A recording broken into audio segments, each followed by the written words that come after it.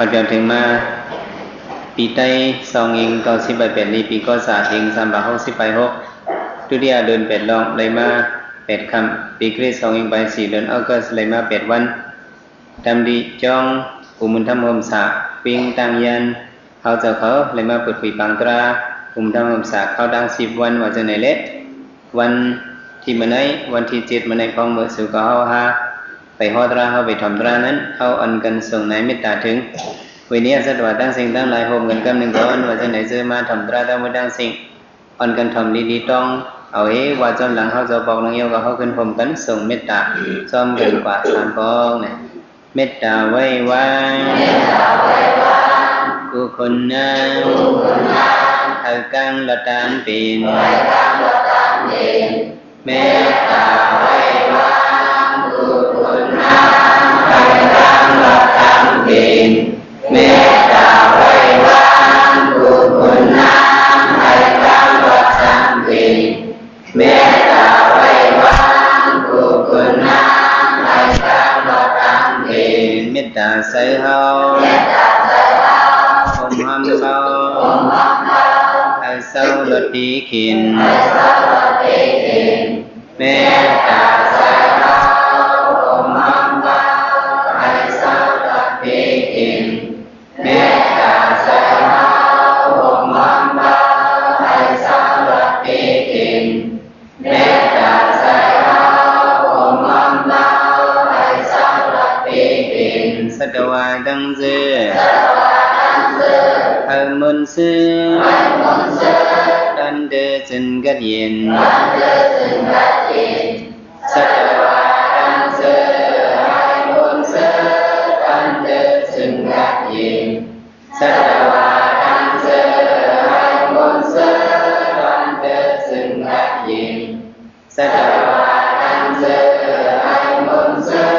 đan đơ chân gắt yên sau đà na đăng sư hai môn sư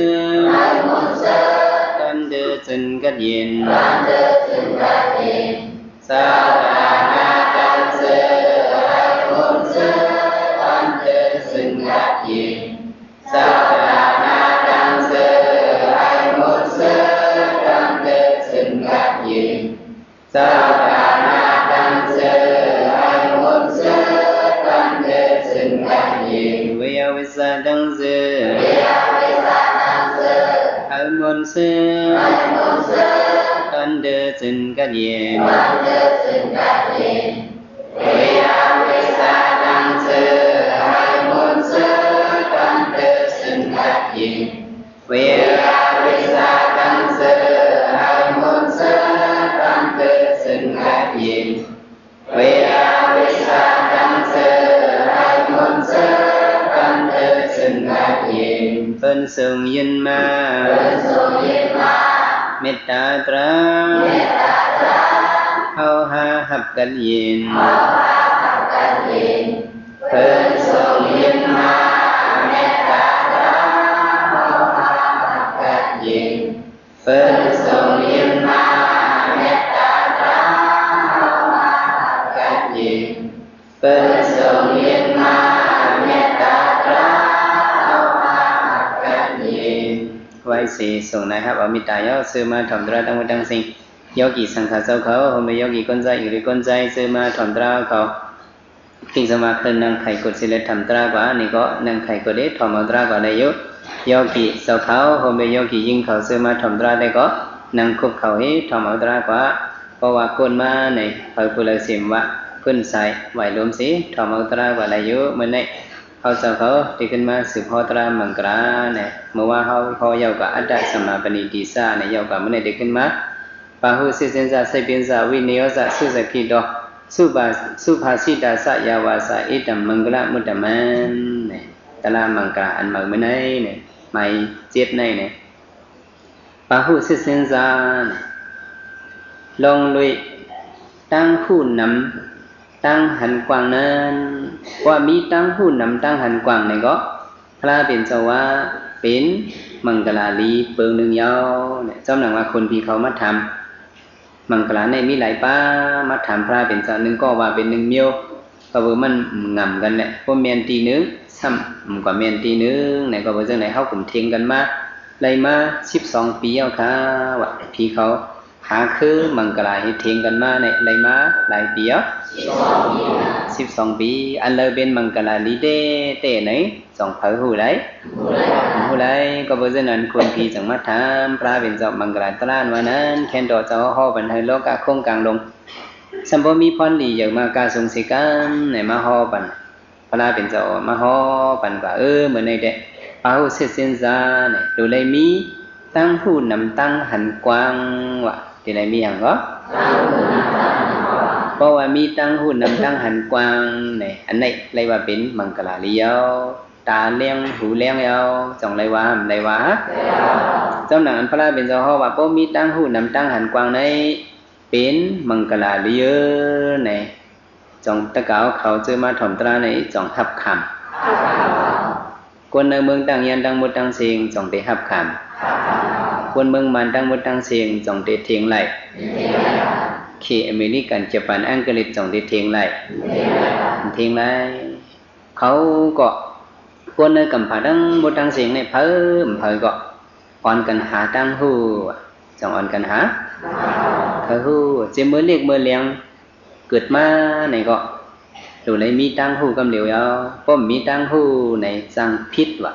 ป้อมมีตั้งหูในจังเป็นจังพิษลูกอ่อนเล็กเจมือมันอยู่ในต้องเมมันนั่นไหนก็มันก็ยินเสียงอุบเสียงลัดเมมันลาต่อปืนไหนก็ว่าจะไหนลูกอ่อนเนี่ยเพราะว่าเกิดมาอ๋อไหนก็เขาต้องเมเขากำเหลียวเนี่ยเขามีตั้งหูเขามีอย่างเหรอเพราะเป็นตังก็มาหอบไหนมันจูเพราะเป็นเมมันมาหอบมาอื่นเพราะมันยินเสียงเมมันไหนลูกอ่อนไหนจังมันติดเย็นกว่าฮะก็เบอร์มันยามยินเนี่ยมันมีตังหูนะก็ไม่มันหมอหูมาหมอกันตอมเต็มไม่อ๋อเนี่ยมือมันใบมีตังหูนั่นเนี่ยมันหันฐานไผ่แรงอ่อนเนี่ยหางลีตามันไว้ว่าหางลีตามันอ๋อเนี่ยลูกอ่อนเนี่ยผมหันมันได้สุดเชิงกันลงให้กระจู้ฐานไผ่แรงอ๋อจังได้กว่าจังมันปามีตังหูมันใบมีตังหูก็ว่ามันมีตังหูมันถังเป็นอีสังในก่อนลูกอ่อนเนี่ยเขากับหันสังก็เขาวักเสือชบเขาดีๆก็จังสามแสบลูกอ่อนเนี่ยเป็นจังนั้นเนาะกับหันฐานไผ่แรงถังมาเป็นหมักอมเจอหมักอมหวานในก็คู่กะมันเด็กก็ยิบเพราะมันยิบในเฉียงให้จังเดินแหลมวิทก็มันใบมีตังหูแล้วมันก็ยิบเนาะแต่เพราะว่ามันหูกว่าฮิปปอกนึงเอาเนี่ยอ๋อมิวเนี่ยอันเลี้ยงเนี่ยมันไหลก็เนี่ยนะก็ไม่เหมือนเจอฐานไฟเลี้ยงเสียด้าเขาเอา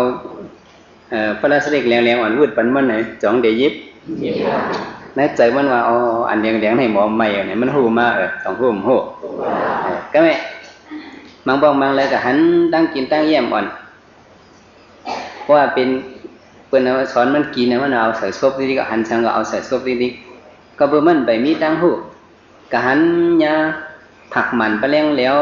ไหนก็มันเอาได้วักใส่ซบมันอ่ะสองได้เอาใส่เพราะใส่ซบมันเนี่ยมันได้เกี่ยวเหี่ยแย้มเมซบมันได้เลือดดูก็เบอร์มันมีตั้งหูมันก็ได้กินอยู่ดีๆก็สองจะซื้อเป็นก้นลงอันมีตั้งหูได้สำเร็จก็หันมันโอ้ลูกอ่อนนี่ยังซบซะบ่เลือดชมพูเลี้ยงกับมดอ่ะนะไหนมาคอกไปซบมันอ่ะมันทำถังเป็นหิมกินตั้งกินมันจ่องเตะปันจ่องเตะให้เมื่อส้มเดือดนั้นมันมาให้รู้เผื่อวันมายิ้มส้มมันเอาวันมาคอกไปเงาด้วยส้มมันส้มเดือดเดือดย่อยจึกในส้มมันสมมติเต็มปากแล้วไงเนี่ยจะเป็นอุเมปีไอปีนั่งมันหันไหนแหละทุ่มแล้ววันไหนที่มันจ่องเตะทุ่มก็มันไปมีตั้งหูมันใครทุ่มมันเด็กอมไม่เด็กพอสั่งถูกมามันเด็กอื่นแล้วก็มันไปอื่นอะไรมันแย่มันไปเลี้ยวน่ะเนาะเยี่ยมมาดิส้มก็เลือดเอานะปีน้าดูก่อนก็เนี่ยการตีlấy nhóp chồngตีlấy nhópการตีlấy nhóp chóp con nhópมือ con nhópตีนมัน con nhóp โขมันลูกอ่อนchồngตีเกี่ยวให้ตีนมันถิบป้องส้มก็ตีงำไม่เกี่ยนแก้กchồngตีงำซบมันไว้จะเป็นอูเมมันนั่นแหละลูกอ่อนเนี่ยก็ให้มันเกี่ยวกับในสิ่งใดก็เขาพูดกะแต่ไรงักซบมันเห คอกออกเอาลิบเอาแรงเอาจังได้ในคอกในคอกย้อนเบอหาลูกอ่อนเนี่ยมันมีตังหูเลยมันติทบพีมันได้แบ่งบ่ในเจ้าลัดนี่บ่มีตังหูไหนติทบพีโยกีเขามานั่งตะลาเนี่ยก็ดูเลยมีตังหูบ่มีตังหูไหนติเป็นสังติทบพีโยกีเขาจังว่าเจ้าเขามาว่ากำเริญสุดนั่นเอาข้อความพอเสียเจ้ามาลงดัดนี่กว่าเพราะทุกข้าเวทนามาในเฮาขาดที่ละเอียดที่ข้าในตะเปมันถามอ่ะพอเจ็บมาเนี่ยมันว่าเจ็บเยินอะไรก็เยินเยินอะไรก็เยินว่าจังไหนนะก็ไม่ย่อเกี่ยวกับสมเด็จว่าอาลูขันจะพูดแต่ในเสียสังนะว่าไม่รู้กันเนาะท่านเรียกว่าเนาะในมันเหมือนเรื่องลูกอ่อนนั่นเนาะลูกอ่อนนั้นไปมีตั้งหูกับคบกินผักมันแล้วนะไหนสองมันมีหยันตั้งหูมีเปิ้นมาหิมเอามันไหนก็สองมันเจือในก็เหมือนไหนอ่ะย่อเกี่ยวเขาเพราะว่าเจ็บเอาทุกข้าเวทน่ะเป็นมาเอาไหนย่อเกี่ยวเขาถามว่ามันทุกข้าวเดียวไหนอันทุกข้าเวทน่ะเป็นมาไหนเด้ห้องเจ็บเขาสมัยเจ็บหางไหนเขาสมัยพื้นนี่อยู่เมาตัวเมาเจอสองจันจัดเพราะเหตุจังนั้นนี่มันตียาวสังขารมันตียาวเขาตีนานปวดนั่งตะลาเมื่อไรก็เขาตีเป็นเล่าไก่ตีเป็นทางก็พวกกลุ่มเจ็บมากกลุ่มเพื่อนเจ็บมากกลุ่มเพื่อนนั้นจังตีเป็นเล่าไก่เป็นเล่าไก่ดิเเสียสมาเลยมันหัวพอสู่กลุ่มที่ไหนเด้สุดที่เป็นเล่าไก่ดิก็ไล่เก่าดิก็มันเด่นขึ้นสร้างขึ้นสูงไล่เนี่ยเสียสมาข้าให้สู่ขึ้นสร้างขึ้นสูงว่าจากนั้นให้ไหนมันเจ็บมาแต่ไรก็เขาคัดเจอเยืนโดย1 ชั่วโมง2 ชั่วโมง2 ชั่วโมงเหลือๆเนี่ยคัดเจอเยืนโดยอันไหนเปิดอ่ำห้องว่าอัตตากิลมัฏฐานุโยกะคาตูคาเจอเนี่ยมันเจอเนี่ยก็เพราะฉะนั้นเสียสมาเนี่ยมันหูไว้ทาป้มหูไว้ทาเนี่ยมาเฮ็ดเสียโยกี่เขาจองเตียนได้พอเขาก็มันก็เหมือนไหนอ่ะมันก็เฮ็ดมาการตราเจมืออายุมันเลย14 ขวบนั่นมามันก็หูที่ป่องมันตัวนาฬิกนาลายวัดตัวก่อมป่องใจถึงที่มามังตัวเมื่อแล้วก็มังยาหังไหนมังยาหมักเกาะดีก็ข้ามไว้มาหมักกอลีเฮหมักกังก้าเฮหมักมูเฮสันผ้าเฮมัดขำไว้ดีกว่าตีนังเนี่ยนะปอกแล้วก็หายสิปอกพลายเป็นเจ้าสมภาวะสัพพิธรรมะอนัตตาสัพพิสิงขระนิสาในเฮียงในสัมจีบไว้ดีๆหายปอกไหนมันสื่อลายมันก็ได้ยืนด้วยดอกมันสัมภหายเนี่ยพอเช้าอุลาช่วยเนี่ยมันก็คัดเจออยากด้วยอันเก่ามันสัมมาเนี่ยพวกจำเดลีมาเนี่ยอีสังมันสังไก่มาอันยาเก่าเนื้อเจอเลยสังตินอกเลยสังไก่มาอันยาเก่าเนื้อตัวอะไรสัมเป็นหางเนี่ยเป็นเจอเฮาเป็นหางก็ใจเฮานั่งให้ไปตั้นหึงก็ใครพายน้อยสมัยตัวไหนบ่ได้ลูกปันเนี่ยอริยพวกเขาจังได้ลูกนั่งให้ก็ใครพายลงว่าลูกก่อนเนี่ยอริยพวกนี้สำเร็จลูกมันก็ว่าก็มาลูกเป็นเป็นก็เยอะพายลงได้ก็ได้เยือนอะไรอยู่พายน้อยได้เยือนด้วยก่อนเยือนช่ำเยือนอะไรพายน้อยเนี่ยเยือนอะไรเมื่อใครปล่อยก็ครูมันดังมันมีอยู่ปล่อยให้ออกเลยละหังมาเรื่อยๆเนี่ยนะกำขำยาอริยพวกเขาเนี่ยมันก็ปล่อยมันออกไปมาจิ๊บหือว่าเด็กก็มันปวดวัดอยู่กำสมมติขึ้นใครพายน้อยแทงเนาะใครออกก็ไปมันออกแล้วเนี่ยออกแทงเนี่ยมันก็ว่ามันก็มังเนี่ยพายน้อยตั้งกว่าลายปอกเนี่ยตั้งกว่า2 ปอกเนี่ยมั้งวะว่ารถมากอกเนี่ยก็อยู่ตัวกับตัวขึ้นเนี่ยจังเอาเตะแล้วกว่าไปละเนาะข้าวยามมันยื่นกันนั่นเนี่ยหึงกว่ากาหือเนี่ย31 นาทีว่ะ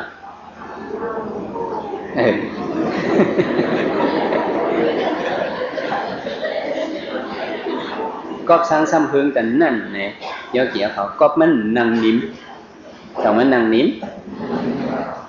มันทำให้ยังไงมันสำหรับเฮ็ดหม่องโขอังว่ะเนาะในตั้งหูน่ะบ่มีตั้งหูในเขาเฮ็ดกันตราก็มันติดญาตั้งผิดตรงนี้ย่ำเนี่ยอันนั้นหลัก1 อิฐ1 ออดจังนั้นอันไหน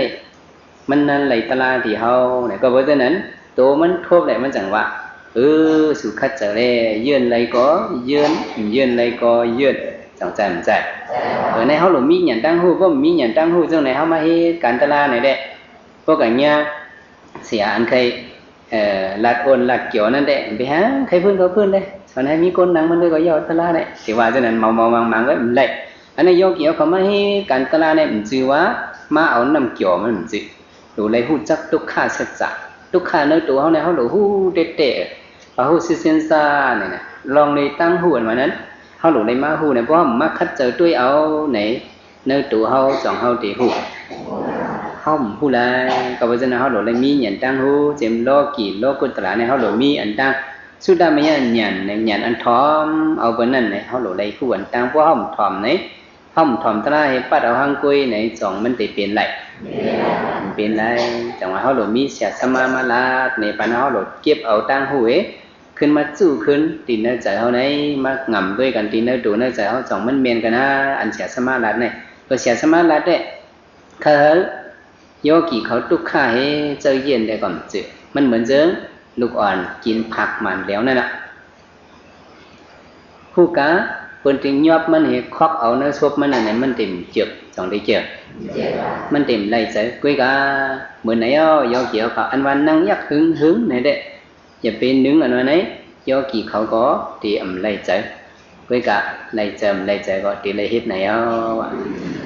จังใจมันใจป้าเขาเส้นซ่าวันนั้นเขาหลุดมีตั้งหูจังว่าความเขาหมั่งมิวในว่าไว้จังหือไหนหูไว้ไหนลีเสียไว้หูจังใจมันใจหูไว้ในจังมันพิษ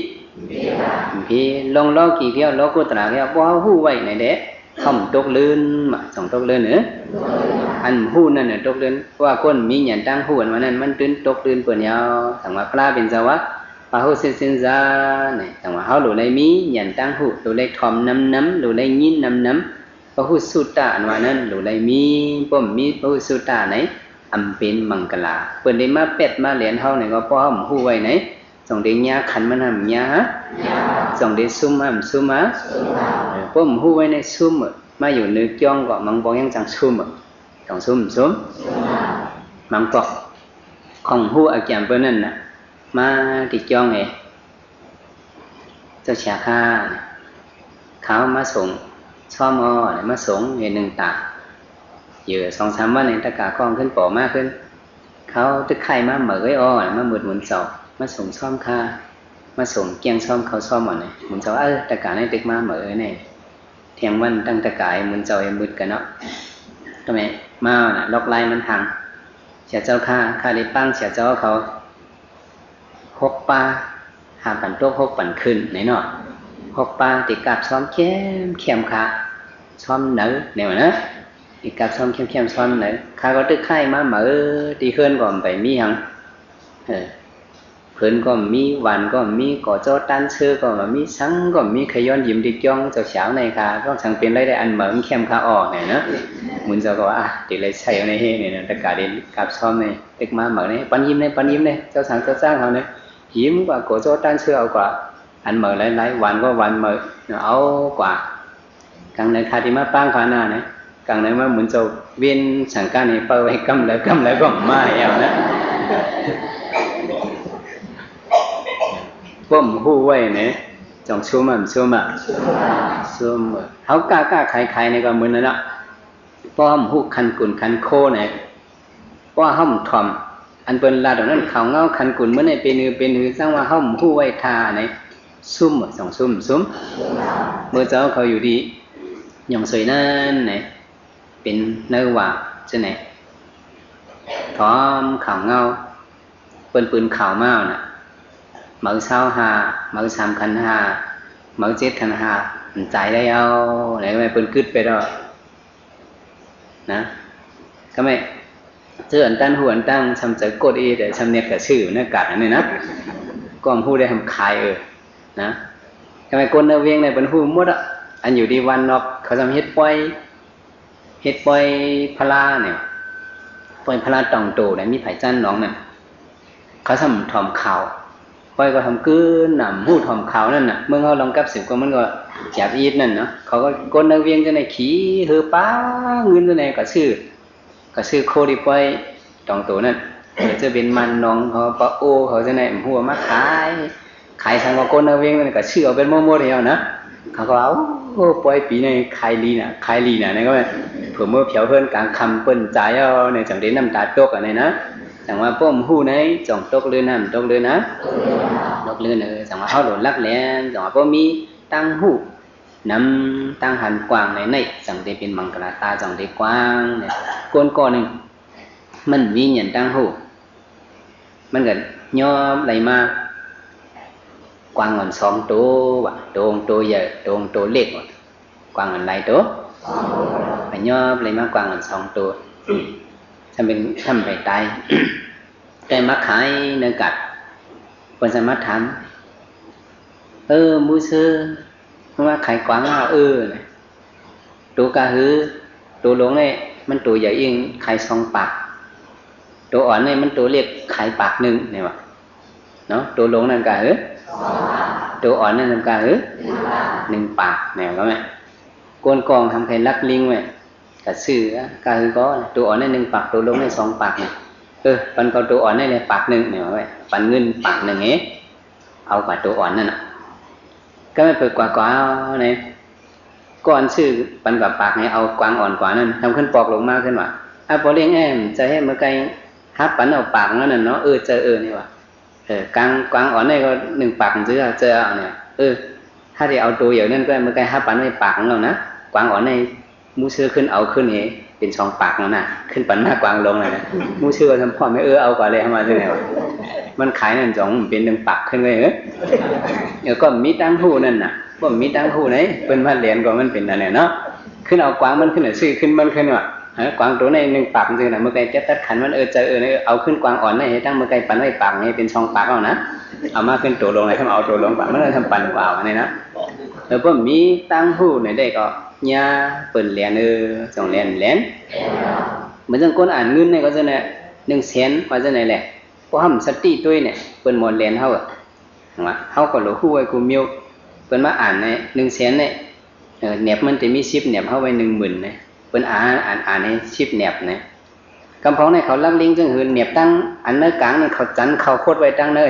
เขามามีเนี่ยเหอด้วยอะไรกันเนี่ยมีนะฮะอ่านด้วย1 2 3 4 5 6 7 8 9ในเพื่อท่านให้เห็นไหมนะเขาก็ทำใจง่ายให้กันปั่นกับแทงเบื่อได้ก้อยผีเงาะจังก้อยมันก้อยก็ว่าจะในเขาหลงหู้อย่างว่าเปิ้นว่าจังหือเนี่ยตั้งหู้อันลีมอนั่นมีว่ะจังมีตั้งหู้อันลีมอนั่นมีเนี่ยก็ไม่กำพองตีว่าเสียเจ้าว่าตั้งหู้อันลีมอนั่นมีว่านั่นก็ไหนหมอหลักก็โลหมอเอาดีกว่าเนาะโลหมอว่ะโลหมอหมอได้ลีมออยู่กุ้ยกะลีเฮ็ดต้องใจมันใจหมอได้หลวงหมอลักก็อย่าไปเฮ็ดเพราะเขามีหยันผู้ลักนะได้เขาได้สติน่ะเขาได้ออกกว่าเนี่ยพวกกับสติคัดซ้อเนี่ยผู้ลักจังเข้ามาเนี่ยนั่นเป็นหยันผู้ลักน่ะต้องใจมันใจก็หลุดคัดซ้ออีกกว่าเนี่ยเขาหลุดหูน่ะเนาะแต่พวกเขามาตัวก็เฮือนอยู่กันในว่างเฮือนอยู่กันในมันเป็นเนี่ยผู้ลักจังเข้าด้านในเขาหลุดสติให้เขาถูกดีไตไพ่เนี่ยก็ไตไว้ฉะนั้นผู้ลักจังเต็มมากเลยว่ายันผู้ลักเนี่ยก็อยู่ในหมออยู่คุยกะ2 เดลีเฮ็ดแต่ว่าตั้งหมออันลีหมอนั้นมีตั้งหมออันลีเฮ็ดแต่มีเนี่ยหลุดต้องไว้จังไหนเนาะถามว่าพระเป็นเจ้าเขาว่าพระผู้สินจาเนี่ยเขาหลุดในมีตั้งหูนำตั้งหันกว้างในเนื้อกำผาในที่เดียวก็เปิ้นอ่อนกันหาปิ่นหยาตั้งหู2 หาฮะหรือในหูเพ้อเล่นสายไฟหรือในท้อมด้วยข่าวเงาว่าด้วยกับปัญญามที่เดียวเนี่ยมันเป็นกับปันทางไหนเป็นห้องวะกับปันอินเทอร์เน็ตกับปันทางก็อินเทอร์เน็ตเนี่ยมันเป็นแนวข่าวกำผาเนี่ยเป็นด้วยในกลุ่มอยู่ใต้คาถาลองสังว่าปัญหาด้วยนั่นหาใต้ก็หานั่นหากาโคหากายใครเนี่ยก็หานั้นมุดคาถาปิญญาเนี่ยก็หานั้นตัวทีเดียวเพราะนั้นเอาอินเทอร์เน็ตนั่นเองผีเป็นจ้องให้คืนจ้องเนื้อนั่นเองไล่ป่วยก็มีใครไล่ป่วยไผ่เลยไผ่คอมพิวเตอร์ไผ่อินจิเนียร์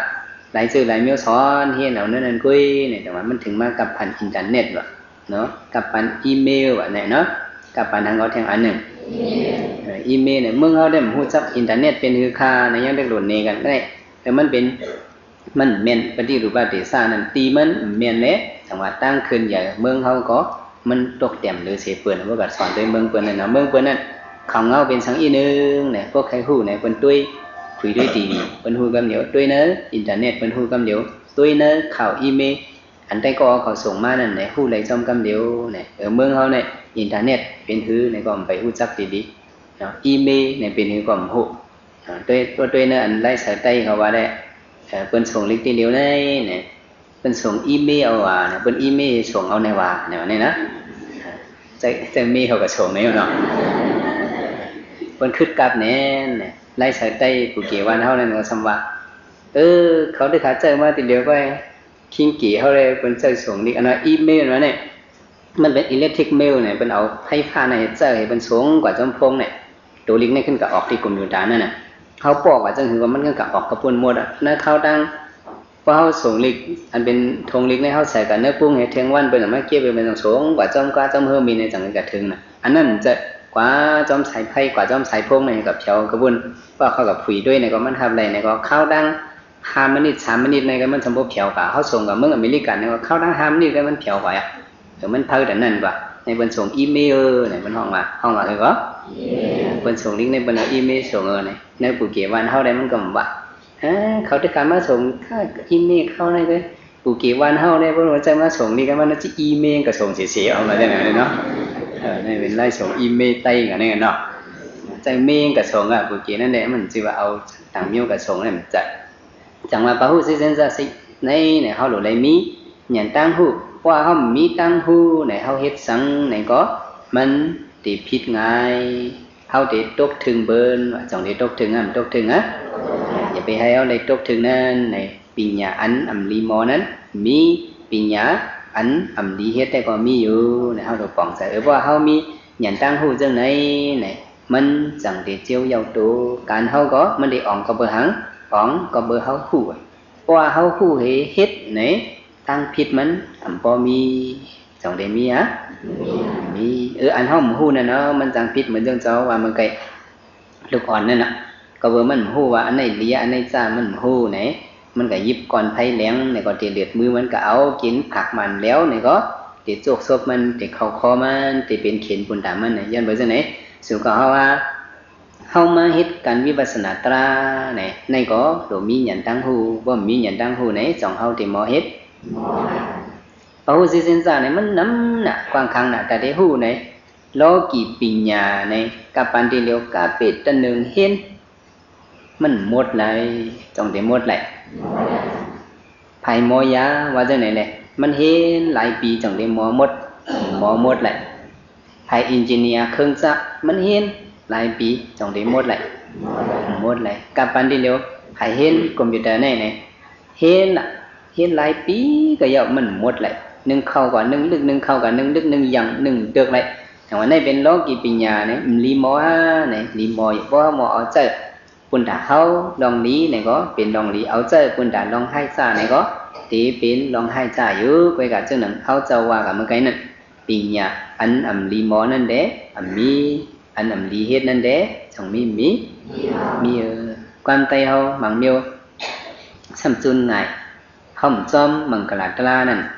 มังซื้อยังเรียกว่าต่อถึงทีเดียวมอลิกก็อึบเข้าเนี่ยจังว่าในมันเป็นมังกรตลาพระเป็นเจ้าว่ามอลิกไหนติดตกแต่เป็นมังกรเป็นจังก็พระเป็นเจ้าว่าพระหูสิสินซาเนี่ยดูไล่หูน้ำยินน้ำถ่อมน้ำมอน้ำเนี่ยมันจังได้เป็นมังกรเนี่ยเพราะสังว่ามอลิกก็อึบเข้าเนี่ยเข้าไหนมันงำเมียนมังกรตลาพระเป็นเจ้าเลยสองเฮาตีจังขึ้นเยอะเลยขึ้นเยอะเลยจังว่าเฮาหลุดหูนำแต่ว่าตั้งหมออันนั้นเฮาหลุดคัดเจอให้มันหมอเนาะการตั้งหมอเนาะโลกาโครงการหลงในมันนำสีตาก็ความเฮาแต่ว่าหมอลิก็อึบเข้าในได้สังกำพรสมาจังหือหมอนำก็หยับน้ำในวันนี้จังว่าหมอนำก็หยับน้ำเนี่ยในเปิ้นก็ว่าที่เจ้าเฮาปองเป็นพระก็ว่าเนี่ยชาเจ้าลอยห้างนั่นก็ว่านะชาเจ้าลอยห้างจะมาเจ้าตึกมานุ่งหมุนจ้างอ่อน จะทำหมอเมียวหนึ่งเต็มเมียวหนึ่งแคบพระลาอ่อนจะไหนก็จะเป็นนู่นนะแคบทางพระลาอ่อนช่างอ่อนเต็มหางจะไหนก็มันเป็นเจ้าเฮ็ดเนี่ยมังเมียวเฮ็ดไพ่ว่าฟังจะไหนไพ่มาเพื่อทางสิ่งเฮ็ดอายุก่อนจะไหนเจ้าเฮ็ดเป็นกูเมียวมันเจ้ามาตุยเจ้าไอ้เมื่อนั้นห้องเจ้าว่าจังเหรอห้องว่าเจ้าอ่อนเนี่ยเนาะห้องว่าคือก็เจ้าอ่อนของเขาเจ้าป้าเล็กให้เปิ้นน่ะแต่เลี้ยวได้เท่าหรือเป็นเจ้าเท่าเหรอไม่เนาะนึกว่าเจ้าอ่อนเนี่ยแห้งคาเสียเจ้าเนี่ยจึงนั่นเจ้าในหมอน้ำก็หยับน้ำก็เอาว่าจังไหนวะเนี่ยจังเม่นหยับน้ำนะเดี๋ยวในรูปใครหมอหังไปน้องcái cả anh hao mỏ mà nè hao lũ vậy xì tận là thực sự khảo sát ấy phay liang hao anh liang mà nè hao lũ bưng bận bận nhau nó hao mỏ mà lại nèเป็นไผ่เลี้ยงเนื้อหมกไม่ในได้ก็ทูสังสองเดือนสว่างเขาเราเป็นไผ่เลี้ยงในกุนกลางเมืองเขาในสื่อคือเอาภาษาศาสนาเขาในเขาหมอมาเขาเราขึ้นมาพึกเพบันพี่น้องเขาบ่ป่องจะเอาตะลาให้ขึ้นดูด้านบันเปินเอาปิญญาตะลาในขึ้นปอนบันเบินในสองแคมฮะแคมพวกเงานอนอยู่ตัวใจก่อนเนาะในเขาหลุดขึ้นมีป้องใจชนบันกันเนี่ยปิดปังงักตั้งบันจ้ำหนังเขาเจ้าว่าอย่าไปสอนเราในได้ก่อนว่าหมออะไรต่างคือก็ดีแต่นั่นตั้งหมออันนั้นดีหมอนั่นมีคุยกันอันดีเฮ็ดนั่นแต่มีอยู่เนี่ยมาผูกมือคือมาว่าเขากัดคือตั้งหมอนั่นเนี่ยมันเด็กขึ้นปลามากกว่าเนาะก็เขาตัวไรหู้ไว้อันตั้งหู้ไว้ไหนแคนสีไว้หู้เนี่ยก็กับนั่นกับปิญญาตั้งหมดตั้งเสียงในเนี่ยโลกีปิญญามานั่นเข้าดังยาวสัมสระในเขาหมอมาสัมสระก็มันยังยืนยาวเข้าหึงหนาแหละเจอสุก็ฮะหมอเมียวหนึ่งก็เขาหมอมาเขาเคยหมอมากูเมียวเนี่ยก็ว่าอะไรก็กับบางเมียวเนี่ยเขาลืมไปเดียวย้อนเปิดสังเลยว่าเรื่องนั้นเนี่ยเขามาตัวเขามาสอนการบางเมียวอันเขามือไว้นั่นเนี่ยเขามาสอนกำหนึ่งเฮียนกำหนึ่งกุ้ยเขาเจียวหมอต้องเจียวหมอเจียวต้องก็เป็นการล่อกี่นี่เลยนะเฮียก็เขาก็ป้าใจจัดก่อนวันหลังจัดหนึ่งเขาก็ยำหมอมาเนี่ยเขามาเฮียนสอนเอาเนี่ยมันพออยากไปนับให้ก็พออยากลองสอนกลุ่มอยู่ตาให้พ่อป้าใจเขายำมามันพออยากสอนการไพ่ว่าเขาป้าวาสนามันมาเขายำเฮ็ดมาหลายจัดหลายปานมันหมอมาไว้ทามันมีจื้อมันไว้เนี่ยขึ้นมาเฮ็ดเอาเนี่ยมันอยากมันเจียวหมอกุ้ยกาแต่ที่มาหมอความพลาตลาดว่าเนี่ยหยาบว่าหยาบยาวจงหยาบแต่ที่ต้องกาถาพระเป็นเจ้าหนึ่งโหเนี่ยจงหยาบฮะหยาบเจอเกี่ยวกับพุกเทในบางเป็นเรือนน้ำใบไรก็มีแหละว่านั่นนะย้อนเปิดสังเขาสำนันเลยเนี่ยย้อนเปิดเขายำเฮียนสอนมาปิญญาโลกุตละเนี่ยก็เปิดเขายำเฮียนสอนมาเลยมันจงตีหยาบเปิดเพราะเขายำเฮียนสอนมาเนี่ยแหละเหมือนจังสปอทิลาเขาจะในเขายำมีปารมีมันมายำอมอันปิฎกชามกองมาเนี่ยจัดกำน้ำเนี่ยเขาจะมาเป็นก้นกัดเขียนปิฎกชามกองไล่อมศพก็เบื้องเขามีจื่อมันไว้เพราะมีจื่อมันไว้ในจ่องเดียวจังไรเหมือนจะเขาจะว่ามือแกเจอกันเกี่ยวอีดีบีชอเนี่ยก็เขาเหมือนบางออโดบีชีเนี่ยก็ว่าละเนาะจะให้ต้องจื่อมุนเจ้าเนี่ยก็หมอต้องไรมุนเจ้านั่งจ้องสูว่าคือจื่อมันเนี่ยมือหัวเนี่ยนะหัวเจ้าเช้าเนี่ยก็น่ะเนี่ยนะจื่อเจ้าเช้าว่าคือเนี่ยก็หัวลูกจังหัวต้องจื่อมุนเจ้าว่าคือเนี่ยมันลาลีต้องเนาะในก็เปื้อหังเนี่ยก็เปื้อเขายำบึดมักมาเขายำพึกมาเนี่ยนะแต่ที่ต้องจื่อมุนเจ้าในคำห้องต้องจื่อมุนเจ้าจื่อมุนเล็กนั่นจื่อมุนเจ้าหังนะจื่อมุนเจ้าสูเนี่ยหูให้เขาห้องว่ามุนเจ้าจันฉาเนี่ยก็เนี่ยเป็นจื่อก้นเฮินเป็นก็น่ะทำไมตะกากองสมัครใครต้องจื่อมุนเจ้าเนี่ยก็ดีถือต้องเนี่ยก็เกี่ยวไงกระถางจื่อเสียเจ้าว่าคือข้าเนี่ยจื่อก็ว่าอุยวัตตะเห็นไหมเนี่ยว่าคือก็จื่อก็ว่าอุยวัตตะในลีค่าติดต้องไว้ค่ะเนี่ยว่าจำโกลืมโคนลงมาจำตั้งอุยวัตตะเนี่ยทำไมเผื่อมาทำโกลืมพวกโกลืมในหรือในต้องกึกเสียเมียวในเมื่อไหนก็ไม่ห้องนั้น12มองจำถ้วยเป็นปืนข่าวให้ข่าวเงาเย้าเลยเป็นจำปล่อยมาโมเลวัตตะเห็นไหนก็ไม่นะหลุดต้องกึกอุยวัตตะโมเลวัตตะเนี่ยกึกกันนะก็ไม่นะไอ้ u lì vật ta mu lì vật ta này quả đây quả phở phéo hơn cả khi lướt thế chỉ muốn cho lưm về thế nào các bạn rồi mình thăm sẽ cho mở ăn má đây chứ qua hư bán này mu lì vật ta à cái này pin nhà lót cũng là nàyก็เพื่อเขาสอนมาพระเป็นเจ้าแต่ได้เป็นพระหน่วยนั้นก็สองง่ายแต่เขาได้เป็นสั่งเป็นจ้างมีหยันเข้ามาเฮ็ดกันตลาดหน่วยนั้นก็มันง่ายย้อนเบอร์ซึ่งเขามาเฮ็ดสอนในก็ในว่ามันอยากกุ้ยก็อยากดันหืออยาก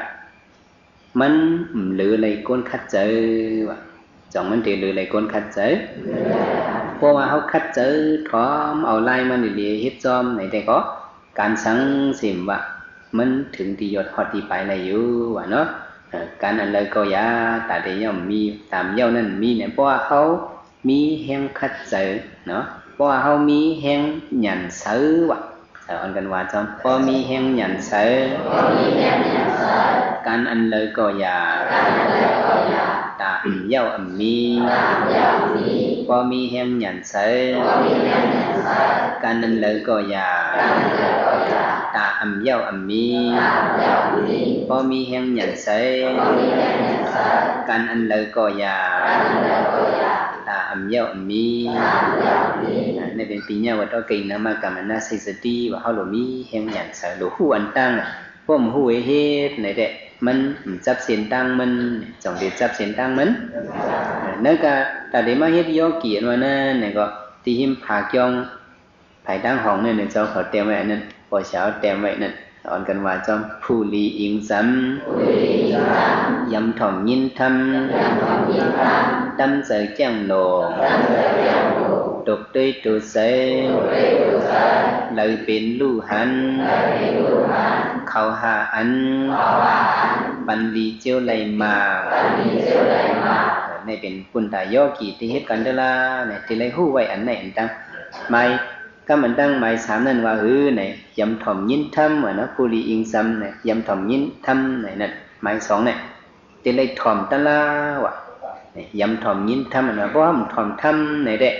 อันเลยเป็นอันเมียนอันเลยเป็นอันผิดอันเลยเป็นอันถูกไหนสองเฮาตีหูไหลก็เพราะฉะนั้นกำพองพวกกูเฮ็ดการวิปัสสนาตราในเขาทางว่า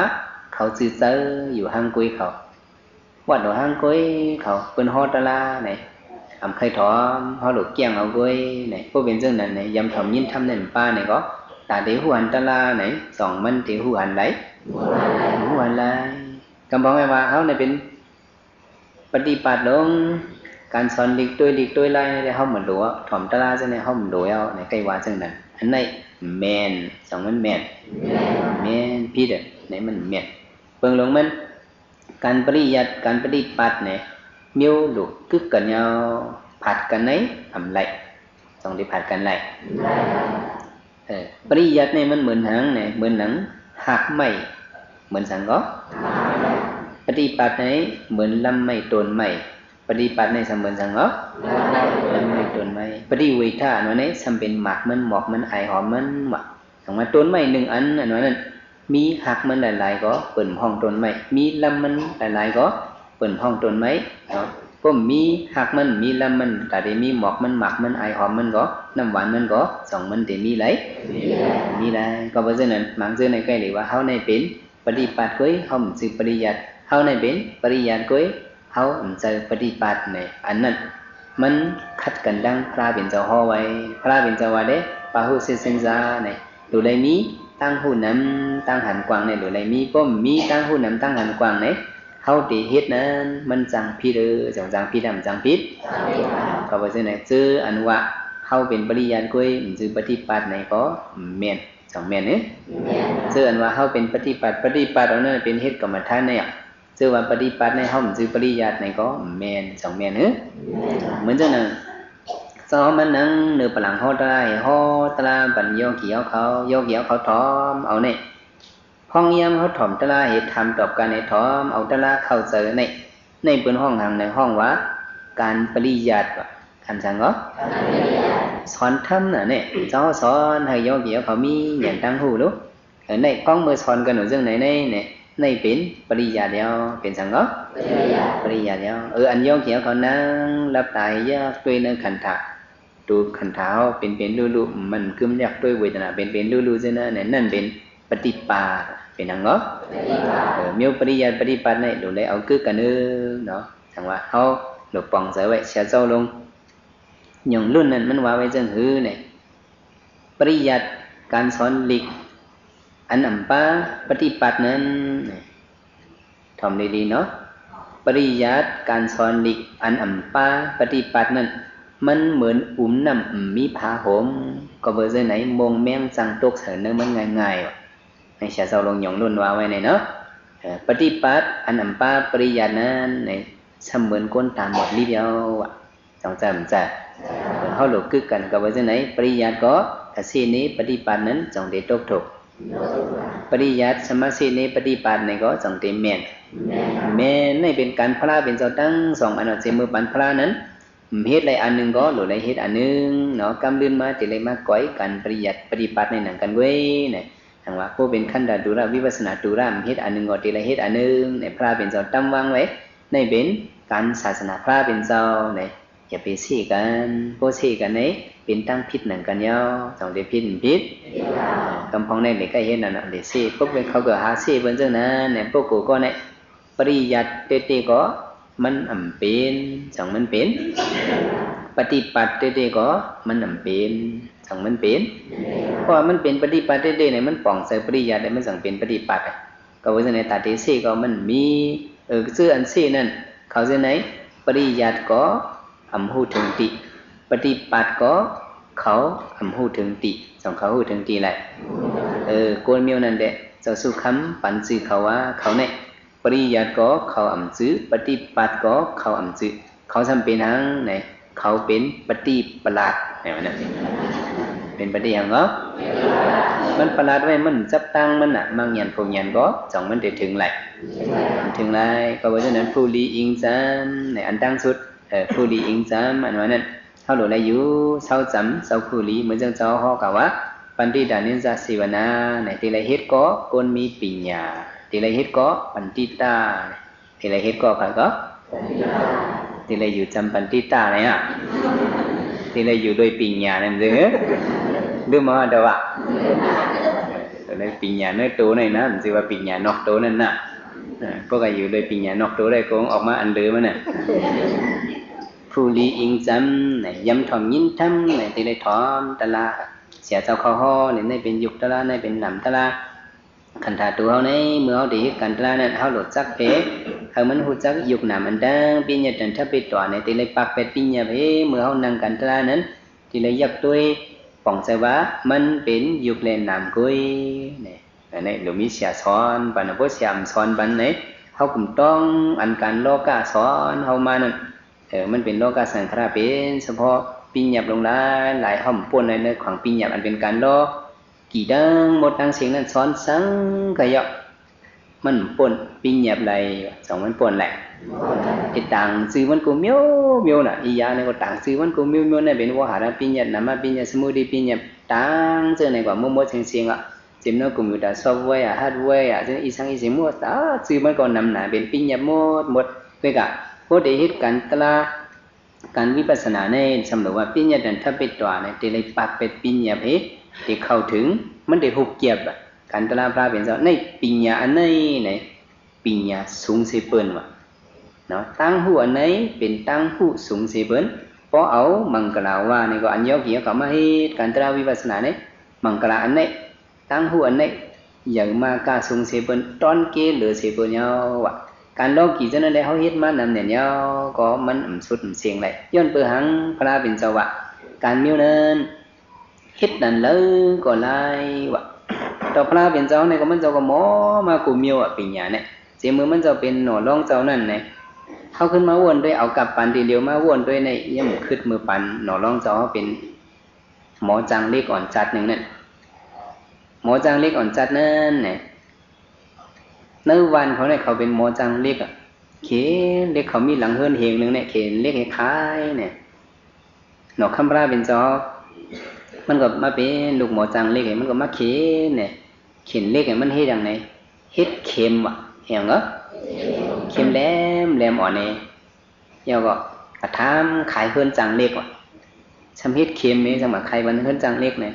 chẳng liệt còn cần khổ mà này này mầm bắc loa mà khai kiếm đồ ho bên chẳng liệt ở vậy này vậy nó còn mỗi hết đồ hang quay và hang quay mà kiếm mỗi hết đồ hang và hang hơn chẳng liệt kiếm này hết đồ hang quay và hang quay mà hết kiếm tại đi xôn mấy này nằng này mới làm hết kiếm này hết kiếm này mà khai vẫn dư hao thế này mầm bắc coi cho ai này nèมันก็ซื้อเนี่ยหาขายเฮือนกว่าเขาเงามันเขียวกว่าที่ปูเกเขาว่าไอ้ไม่อย่างน่ะเมื่อใจเนี่ยอ๋อค่าใครเข็มเขาเนี่ยอ๋อเนี่ยเข็มเมื่อเนี่ยมันมีน้ำกัดเจิงหือเนี่ยอ๋อแม่นอ่ะอันปูเกียวว่านั่นค่าใครเนี้ยเข็มค่าเนี่ยมันมีน้ำกัดเจิงหือเนี่ยค่าใครเนี้ยเนี่ยค่าจังทำขายอ๋อเปิ้นก็ทำซื้อค่าเปิ้นผมกลมเริ่มค่าว่าเป็นค่าเป็นไอ้ปักล้อเนี่ยว่าค่าใครเนี้ยปิญญาค่าเนี่ยว่ามีปูเกียวเนี่ยเข็มเมื่อมีน้ำกัดจังหือเมื่อมาทำขายบันเฮาอันว่านั่นเนี่ยอ๋อหากคนเมืองบ่ได้ไหลฮู้นั่นห้องมาหมดคาแลเนี่ยห้องมากวนในวันเขานั่นนี่เข็มขาเนี่ยเล็กๆอ่อนกุ้ยเนี่ยคือว่ามันมาผุยเข็มมันนั่นเนี่ยจันออกมาเนี่ยมีเนื้อมันแทงแหลมอ่ะอ๋อในว่าเป็นเข็มมันใบเจอเนี่ยขึ้นผุยแทงกำจันออกมาในตั้นจิตกำอ่ะเนาะมันเป็นไว้จิตจันอ่ะเข็มมันเจ้านั่นเสือหลอดอะไรขึ้นไปเสียนั่นไหมมันเฮ็ดไล่กัดแขนด่านถือว่าปิญญามันนั่นนะแต่มันได้เป็นปานครึ่งจับกัดแขนนั่นเนาะเหมือนเรื่องเจ็บปานเขาเฮ็ดเข็มนั่นปลายเข็มว่านั่นเขาตึกกับเตรียมไว้ลีกเขาเจ็บปานนั่นนะมันแค่เหมือนเจ้านั้นกว่าเฮ็ดไงจันออกมาในผุยโกนนั่นขึ้นจันออกมาทางเส้นผุยโกนจันออกมาทางเส้นตั้นเจ็ดกำว่ะเข็มในตัวเล็กด่านคือไหนกำลื่นเนี่ยมีแต่เส้นคนโหไว้ว่ะเข็มมันน่ะมีแต่นึงก็ในเป็นโลกีปิญญาเนาะคัมปราเป็นเจ้ามันกัดมากูเมียวกว่ามีแต่เช่นคนโหไว้เฮ็ดเขียวมันมีแต่ไหนก็ล่ะเนี่ยอ๋ออันไหนข่าวเป็นอันย้ำมันว่ะฮู้มันก็ซ้ำมีอยู่แต่ได้สวนไม่ก็ป้าอยู่ก็ไม่ห้องจังเล็กเขาอันมีที่เฮิรนปู่เก๋นั่นเอามาเต็มสู่อันหนึ่งเนี่ยเต็มหนาแต่ไม่เอามาเต็มเล็กลงเลยเต็มไม่ฮะเต็มเล็กฮะ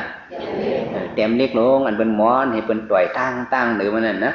เต็มลงนั่นเอาไม้หนอกข้ามบ้านเป็นจะเอาไปเข็มมันตั้งไว้ให้ไหนเอาค้อนจอกนั้นมาต่อยเข็มมันนั่นทำเอาก๊อกน้ำในตุ้งไว้เตยเต็มนั่นก๊อกใส่น้ำในตุ้งไว้เอาเข็มมันจะปักไว้เนื้อเต็มเล็กนั่นอินนี่ก็เอาค้อนจอกนั่นต่อยแห้งๆตากเนี่ยเล็กมันนั่นปองผ่าให้เข้ากันนั่นน้ำเข็มนั่นช่ำจวมว่ะนี่ปิญญาหนอกข้ามพระเป็นเจ้าเนี่ยจงกัดแขนน้ำกัดแขนนะปิญญาเมี้ยวเลยเนี่ยก็หมอมานำเนี่ยพระเป็นเจ้าว่ะกุ้ยกามันหลอดตั้งเท่าหลอดตั้งตายว่ะจงหลอดแหละคำพองปิญญาคลอดเท่าในมีน่ะขับพันติเหลียวเนี่ยจงมีกว่าลาเชียวกับอุบอับอุบอีบนั่นจะไปให้เท่านี่นะจ้ากับอุบให้ใครให้มันหนุ่มในนั้นน่ะกับอุบมาคำพองหนังยาเนาะขึ้นกับมีปาดเป็นกันไหนขึ้นไม่เย็บขึ้นที่ไหนน่ะเอาเคียงดึงไปเลยทางว่ามันเท่าเนี่ยจงได้ไหลพระเป็นเจ้าพ่อมาปิญญาโลกีน้อยเนี่ยมันลดตั้งเท่าตั้งตายอันนี้มันสุดเลยสิปอว่ะอันเก่าพระเป็นเจ้าเทมสร้างบารมีมา4 ใบเส้นกำผ่าในเด็กปิญญาในลดตั้งเท่าตั้งตายตั้งเกิดอ่อนกันเฮ็ดอันนี้เลยอันนี้อ่ะมันเป็นการดีมังกรสีปัญญาพระหุสิสินจาในสังวาพระเป็นเจ้าอัมมาฮอเนี่ยในก็การเป็นสัตว์วายตั้งเสียงในปิญญาอันไหนปิญญาหันเป็นรูในปิญญาลดตั้งเท่าตั้งตายในจงสุกเฮาฮะจงได้ฮู้ไหลหังกุ้ยสังว่าพระหุสิสินจาในเฮาหลมีหยันหมอถ่อมอยู่ในว่าหมอถ่อมอันไหนในก็ในเป็นมังกรอย่างมากาสงปุณดับเพราะว่าเฮาเอาในยกเกี่ยวกับมาถ่อมอ๋อในเป็นเฉพาะยุคหน้ามื้อในมันมาหุบเก็บหมดเวลาเป็นเจ้าเนี่ยอันเป็นปิญญานั่นเพื่อที่จะต้องซื้อมันในมันนำหนักห้ามต้องไหลหมดจงได้ต้องไหลอย่าไปพมว่าหังซื้อหมอกมิ้วเหลียวไว้กลายเป็นหมอกตะกาหมอกเกาหลีเฮ็ดให้มันหูหมดจัดในจงได้หูไหลกลายเป็นไม้ตะกาไม้เกาหลีเฮ็ดให้มันหูหมดจงได้หูไหลหูมาก็จงได้ลดตั้งเท่าตั้งตายไปตั้งหูหมดก็มันได้เท่าได้ตายเอานั่นนะมันเย้าตัวไรอันพระเป็นเจ้าเด้มันจำโลกเอาหัวเบ็ดหัวไก่หัวย่อยมันเอาขุบเอาหมดเห็ดด้วยเอากาเป็นหางดังสิ่งอันหมอลู่เหลียวแหลกไหลไหนเนาะ เป็นทางตั้งสิ่งอันหมอรู้เหลียวเรียกหลายในสูตรต้องว่ามันเป็นยุกเป็นทางก็เป็นรูปป้าเนี่ยเป็นรูปเนี่ยเป็นยุกเป็นยุกตะลาเป็นโตเป็นทางพังต้องไว้จังไหนก็ยาวเนี่ยต้องยาวหมดทำยาวหมดนะสำเพียงอันหนึ่งหมอวนหมอชนจังไหนอันนี้ทำเป็นเจอเนี่ยในโลกาเนี่ยมีสองอันก็ว่ามันจะหุบเกียบไปเลยอย่าไปให้เจอน้ำนั่นน่ะต้องจำใจในเป็นไล่ปิญญาหังในปิญญาพระเป็นเจ้าแต่ได้ออกม้วนป้นหลอดเนื้อสัมสรานะเนี่ยพวกหูอันไหนเนี่ยในเป็นปะหูสิสินสาในเป็นมังกรายเนี่ยมาหูเกียบปันเอาเองขึ้นหูเทียงเนื้อกะยุกน้ำในเนี่ยมันกึกกันสองกึมกึกอันเป็นสัตวะไว้ในยุกน้ำในกึกกันอันชื่อสัตวะวิญญาณก้าในได้มันกึกกันมันเป็นยุคหลายก็เหมือนจะเมฆว่ากอกว่าหมอกว่าเพลินว่าจังได๋มันเป็นเฉพาะยุคหลายๆก็เฉพาะยุคหลายๆจังได๋ก็มันกึมสองมันกึมแต่เมื่อจ้องธรรมายงเฮาได้เฮ็ดมาเลยมา30ปีไปไหนเมื่อเฮ็ดนั่นได้เหม่อสองเหม่อทีเราเลยมา30ปีไปสองมันเก่าว่าสองมันกึมยุคตั้งเซงมันกึมป้าเจ็มตัวเฮาสองมันกึมในพระเป็นเจ้าหูปันเฮายุคอันว่านั้นมันคือมันหมอรู้แล้วเจออันว่านั้นก็มันหมอหูมันหมอไม้มันหมอต้องมันหมอทองส่วนมันมีเฉพาะจังไหนมันหมอหูจับอันเจ็บอันไม่อันแสบอันเป็นเวทนานั้นมันหมอหูเนี่ยพระเป็นเจ้ามาหูปันในโลกาลงเนี่ยเพราะเอาหยันสปิญญูหูเนี่ยเด้มันมียุคนามกุยเนี่ยมีอย่างไรก็ยุคนามอันไหนเนี่ยก็sâm man cướm ha này man cướm chồng man cướm thì lại ông nhận này hết đuôi ông chờ này chờ nhận vì nhận này khẩn thả nó mà chờ nhận này thì lại đuôi lòng quá dùng làm họ này man cướm qua họ đuôi quả chừng nàyมันเป็นลู่บ่này chừng anh này thìอ่อนเขาออกมนป่นหลอดพี่เท่าพี่เกิดพี่เป็นพี่ตายnàyในพระเป็นจังมั้ยแถมสั่งปารมีมาสิสั่งเฉยไปเซียนกำไผสังเกตหูเลยแต่ว่าตั้งหูอันไหนไหนมันลาลีมีสองเดลาลีมีไล่กำพาก็มันลาลีมีเจ้ากับพระเป็นเจ้ากี่เรื่องป้องปอมาให้แหละสังมาฮอนี่เฮาศาสนาพระเป็นเจ้ายืนยาวเข้าหึงมาถึงแต่ไหนเลยสังมาฮอนี่เฮาจังว่าเฮาหลุดได้มาหาตั้งหูถอมยินดังอีกคัดเจอด้วยบ่มเห็นเรื่องนั้นแหละญาณเฮาลีตันเลยก็ไล่ตาเตหูหันเลยเฉพาะเป็นดูอันมานั้นมันหูไหลสองเดียวหูไหลอันหูไหลหังกุยในมีพระเป็นเจ้าเหพระสิกาพุทธะสองเจ้าในกุยหรือสินั่นเด้เพิ่งก็หูไหลดูเลยมีสระสมาอันหูลิงหูไหลมีตัวโทเวมาในบรรเทานั้นเขาสองเดียวหูจัดปิญญาอันจันทร์ทรงสิเปิ้นในอันมีมังกรใหญ่สิเปิ้นในเนี่ยจังว่าโยเขียวเขามาเฮ็ดกันตนาวิปัสสนาเข้าดัง10 วันอันว่าในเนี่ยเขามาเฮ็ดเนี่ยมันเป็นมังกรใหญ่สิเปิ้นเนี่ยtrong dùng á dùm tác xiềng nên vào là trong dùng này phá bên sau ho mừng cái là trở lại mà dư ho tăng nọc là này cái ho ba nơi trụ ho chẳng mà theo dùm bố hu nè này ho đồ này cắt sẽ bố mí sả nè này đấy ta ho để hu biến đu nè mí muốn dừng chả cho loài hang này mình cho này mò lịch sẽ trụ lịch man mà hu cho để hu lịch tay cầu ấy mò lú lịch từng lần vớiเพราะว่ามันจะมาค่าเจอกันตรามันจะว่ายำเฮ็ดมาเนื้อถึงนั่นคือเจอมันได้ก่อนนี้มั้งมันหันเป็นลุมันนะเหมือนแล้วก็หันเงาเลียงหันหมอกนอนคือหันผ้าหันเมืองผีมันจะหันถึงนั่นก็จะเป็นลุมันจะหันพอมาทำให้หรือเจ้าทำหันหน้าเป็นลุหันไม่ได้ไม่เบิ่นในตัวน้ำมิกในคนในตัวจึงคือหลานเสียเจ้ารับตาเลยเนี่ยเข้ากัดพอเสียมันตื้อหมอกโหจีนมันจันเอาย่อยหมอกโหจีนมันนั่นแต่เจ้ารับตาหน้าเนี่ยเอาคนมาโหจินคนโน่นอันนั้นมาไล่หน้าผากของเจ้าหน้าผากเจ้าเสียวเป็นหือเนี่ยแต่เริ่มเรียบๆเหโค้งดีๆรอดเหเฉพาะเป็นดูเนี่ยมิ้วในเสียเจ้ามันชื่อว่าเอาตาด้วยเอาใจคู่เอาวันนั้นเสียเจ้าขึ้นรับตาก็ไม่ขึ้นด้วยขึ้นดินหน้าผากเมื่อไกลสองมีเนี่ยมันจะเอาใจจะปวดชาได้เอาขนนั่นไล่หมอยนั่นเอาไล่สองมันมีมีพอเนี่ยนั่นเอาเป็นดูมีดินนาผักก็ยาตีเกียมสองมีเนี่ยมีแต่เราเรียบๆนั้นมันมีจอมแขนในสองมีมีจอมผ่ามือสองมีจอมผ่าตีนสองมีเป็นนั่นเนี่ยบอกคำเนี่ยเจ้าตุ้ยนั่นก็อะไรเนี่ยมันเจ้าตุ้ยนั่นเนี่ยอะไรตลาดกับคำนั้นตั้งไร3 วันกันมาให้กันตลาด แต่ชาลอยห้างในหยันไผ่นะอย่างมันนี่มันเขาตลาด10 วันเนี่ยอันดังผืนที่จ้องธรรมายงนั่นปีเฮง3 ปัก25 คู่นั่นนะมันจะมานั่ง3 วันเลยมันจะหันเป็นดูสุดการชาลอยห้างเนี่ยนั่นก็เปื่อหังก็เปื่อมีปะหูสินสาเนี่ยเสียสมามันนี่บ้านในเป็นดูอันคมนิดชันพินพอนอ่อนเนื้อต่างหนังในเป็นตลาเนี่ยจังหวะแต่เด่นนี่บ้านในอันในเนี่ยก็มันหยาบเต้ๆจ่องหยาบตาเตหันก็หยาบจ่องหยาบยกเกี่ยวกับนางมั้งด้วยกูไล่กำปองกันใจด้วยก็ไม่ไปหันน่ะเนาะจังหวะเจ้าจังใจยกเกี่ยวกับนางก็ยองให้ด้วยไว้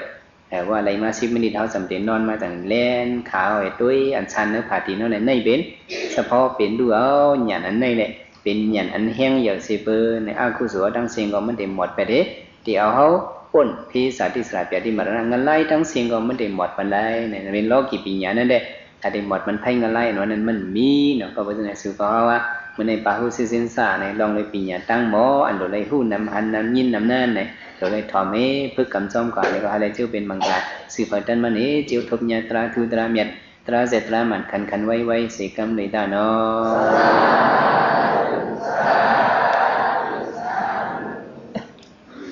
กุศลมีดีในมีแหลมมีน้ำเข้าคาเสียตะกาในทาปามีมาได้แสนกำพาตั้งสิ่งตั้งลงในสิ่งปีสิ่งสาสิ่งสัตสิ่งคนวิญญาณสัจวาในสัจวาลีอนันตสัจวาลีตั้งสิ่งแก่ตองส้มสาธุอนุโมทนาในการทุสวดจุปิ่งเป็นกันเสกันนิกาโนสาธุกุศลมีดีในมีใหญ่มีน้ำเข้าพาเสียตะกาในกาบารมีมาหลายแสนกำพาดังเสียงดังลงนาเสียงปีเสียงสามเสียงสัตเสียงคนวิญญาณสัจวาในสัจวาลีอนันตสัจวาลีตั้งเสียงแก้มดอกส้มสาธุอนุโมทนาในการกุศลจุเป็นเรื่องการสิ่งเสกันนิกาโน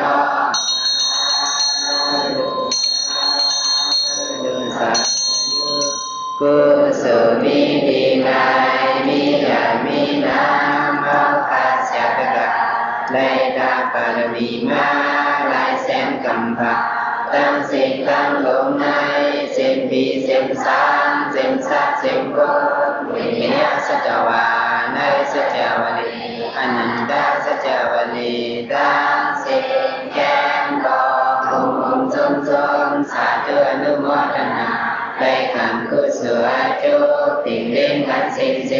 สกันนิกาโนสาธุตานาเมศีลาเมภาวนาเมเขาเจ้ากายทั้งสิ่งทั้งโลกอย่าโดวงโดหายพิมหำไหลคนหิมหำไหลสัตวาหิมหำไหล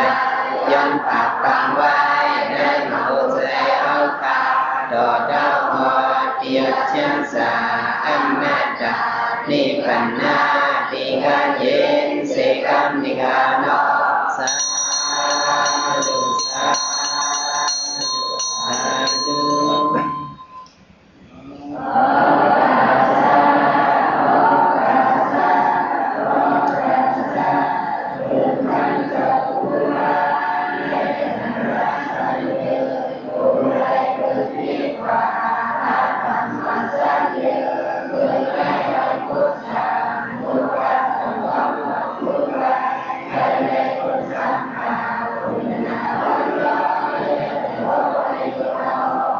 สปิริโยวิสันนุสวรกวินาสตุมาริวันตุนิยสกิริกายุกภวะอภิวาทนาสิริสันนิสังวัฏฏาปะสายโนสัตตะโลธรรมอุตันตุอายุวโนสุขัมปะลัง